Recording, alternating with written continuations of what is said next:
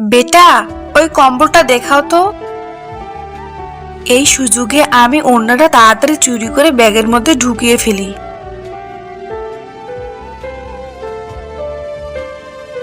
মা, আমি এটা দেখাতে পারছি না, তুমি একটু দেখিয়ে দাও তো। হ্যাঁ বেটা, দাঁড়াও, আমি যাচ্ছি।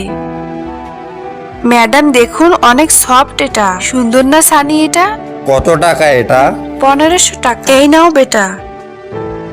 চলো, তোমার বাচ্চাটা অনেক সুন্দর। হ্যাঁ, বাচ্চাটা অনেক সুন্দর, ধন্যবাদ আপনাদের। নাও, তুমি রাখো এটা। হ্যাঁ, আর 1500 টাকা তো অনেক ভালো কম্বল পেয়েছি। 1500 নয়, 1000 টাকা কিভাবে? চুরি করেছি আমি।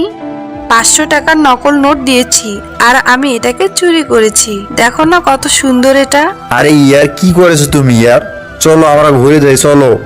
না, কিচ্ছু হবে না, তুমি চলো। আল্লাহর নামটি দেখে যে এড়িয়ে যাবে তার মনের ইচ্ছা কখনোই পূরণ হবে না। তাই আল্লাহর এই নামটির জন্য একটি লাইক এবং সাবস্ক্রাইব করে যাও। বেটা, এই নোটটা তো নকল মনে হচ্ছে। কি?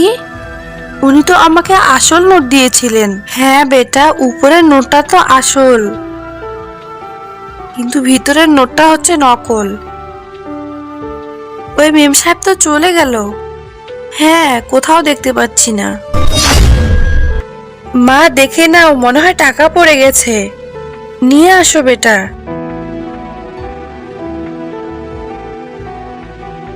এক কাজ করো মা, উনি আমাদের জন্য নকল নোট দিয়েছিল না, তা আসল নোট দিয়ে নকল নোটটা ওখানে ঢুকিয়ে দাও। না বেটা, আমি মানছি যে উনি আমাদের নকল নোট দিয়েছে, কিন্তু আমরা তো তাদের সাথে বেইমানি করতে পারি না।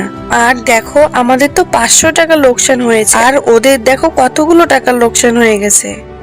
সানি, ইয়ার, তুমি আমাকে যে 50,000 টাকা দিয়েছিলে না, আমি না কোথাও খুঁজে পাচ্ছি না। এরপরে যা হলো তা দেখতে কমেন্টে পার্ট 2 লিখে যাও।